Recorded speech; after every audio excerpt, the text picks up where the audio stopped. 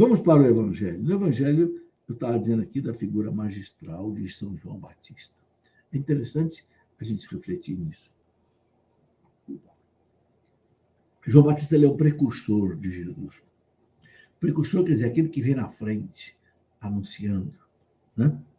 O profeta Isaías já disse, a voz que clama no deserto, preparai os caminhos do Senhor. Né?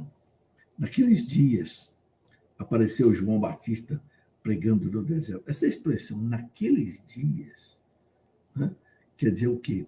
No tempo do Messias, na hora da graça, na plenitude dos tempos. Repare que lá a primeira leitura começou assim, naqueles dias. Né? Agora, de novo, naqueles dias. É o tempo do Messias. Apareceu João Batista pregando no deserto da Judéia. Não era aquele deserto arenoso. O deserto da Judéia é um deserto que tem alguma vegetação, mas pouca. Né? Convertei-vos, porque o reino do céu está próximo. Essa é a tônica da liturgia desse domingo. Convertei-vos. Converter quer dizer mudar de vida.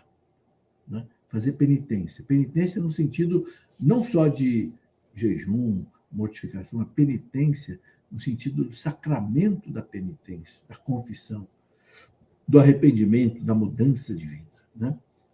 Convertei-vos porque o reino dos céus está próximo. Então, para entrar no reino, tem que se converter. Né?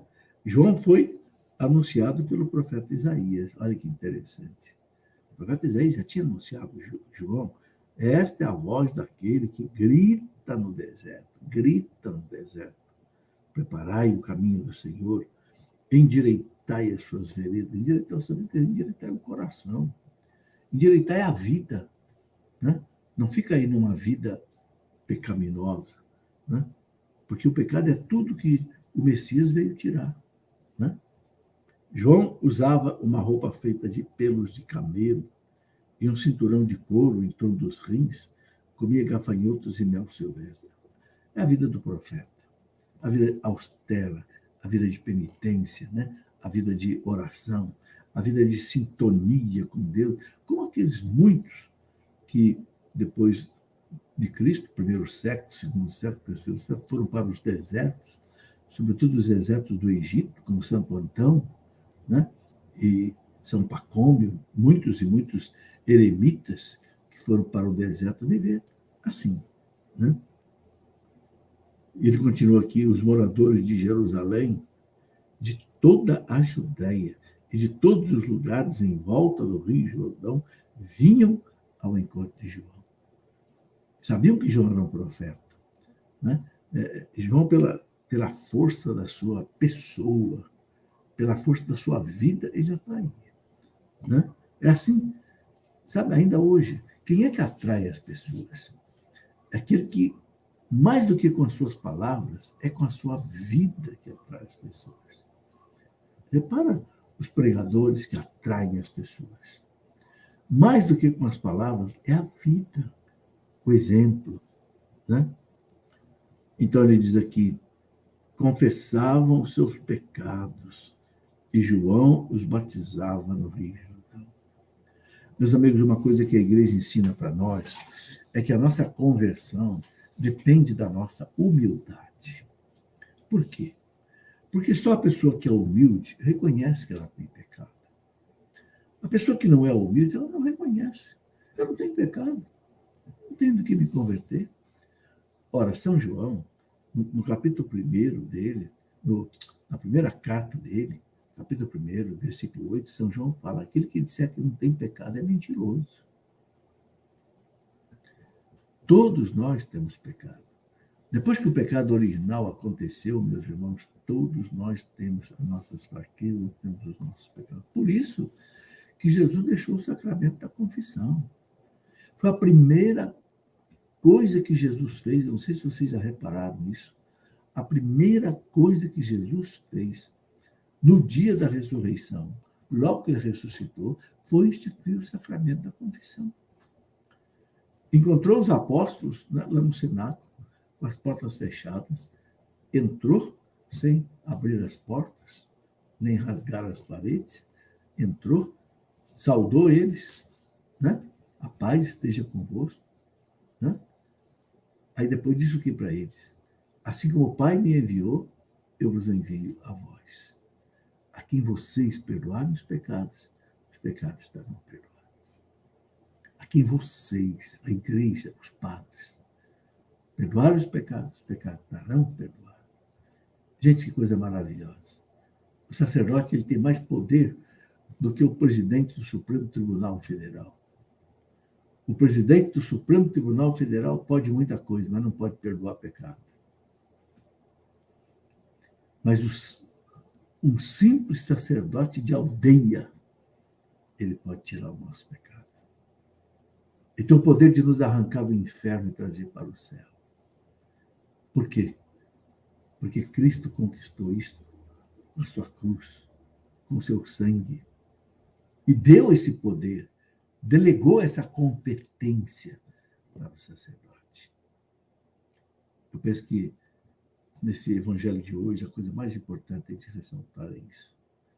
O sacramento da penitência, o sacramento da conversão, o sacramento que tira de nós o pecado.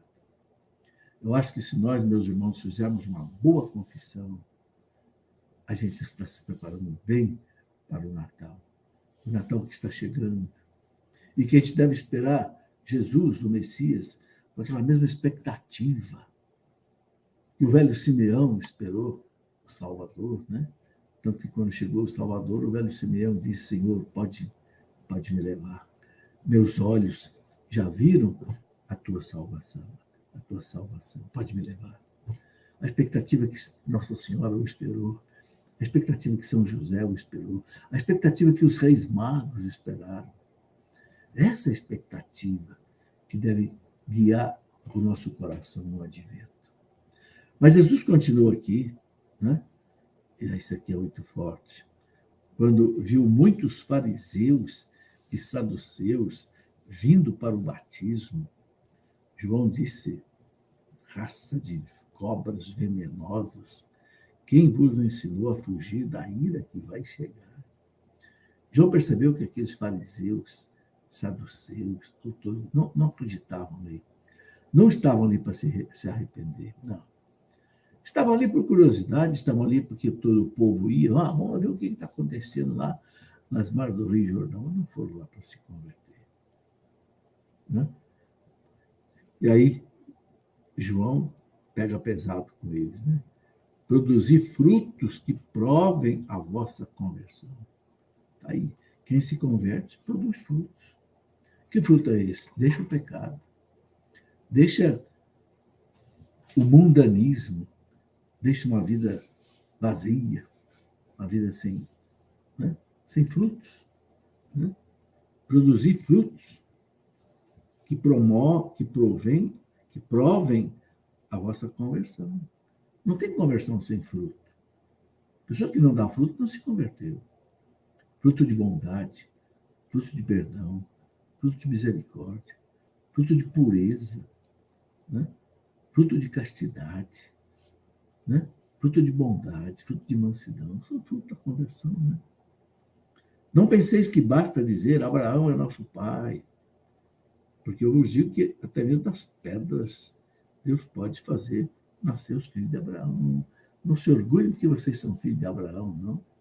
Isso não quer dizer nada. As atitudes de vocês negam que são filhos de Abraão. O machado já está na raiz das árvores. E toda árvore que não der bom fruto será cortada e jogada no fogo. Nossa, João faz uma pregação tremenda em cima desses fariseus, doutores da lei. E que hoje, meus irmãos, existe do mesmo jeito. Já tem 2000 anos que Jesus veio. Já tem 2000 anos que Jesus ensinou para nós o caminho da felicidade, o caminho da paz, o caminho da harmonia. Mas quanta gente, meus irmãos, ainda de costas para Jesus. Quanta briga, quanta maldade, quanta maledicência, quanto crime, quanta corrupção, quanta fraude, quanto roubo. Meu Deus, eu fico pensando, se João Batista estivesse hoje aqui, viesse pregar aqui num dos nossos templos, Meu Deus, certamente, muita gente importante ia querer ver João Batista, né?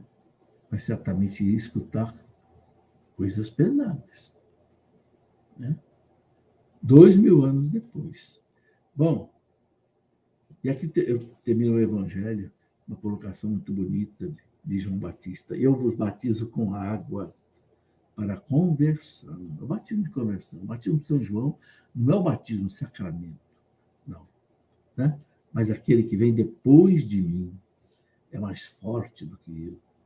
Eu nem sou digno de desatar as suas sandálias. Ele vos batizará com o Espírito Santo e com fogo. Quando é que nós somos batizados com o Espírito Santo? Mergulhados no Espírito Santo? No batismo. Né? No fogo, porque o Espírito Santo purifica. Né? O Espírito Santo mata em nós o pecado original pelo batismo. Né? Agora, preciso viver uma vida no Espírito Santo. A renovação carismática católica nos ensinou a viver no Espírito Santo, a ser batizado no Espírito Santo, que não é um novo batismo. Não, é uma vida nova em Deus, uma vida de renúncia ao pecado, uma vida de seriedade, uma vida de meditação da palavra de Deus, uma vida de oração, de eucaristia, de confissão, de amor ao próximo, de bondade, ser batizado no Espírito Santo. É preciso primeiro uma boa confissão para você receber, ser renovado no Espírito Santo. Porque o Espírito Santo ele é santo. Como dizia Monsenhor Jonas para nós, lá no início da renovação carismática, há mais de 40 anos atrás, Monsenhor Jonas dizia, né? Aliás, eu peço oração por eles, meus irmãos, esse homem está padecendo no hospital há mais de 30 dias.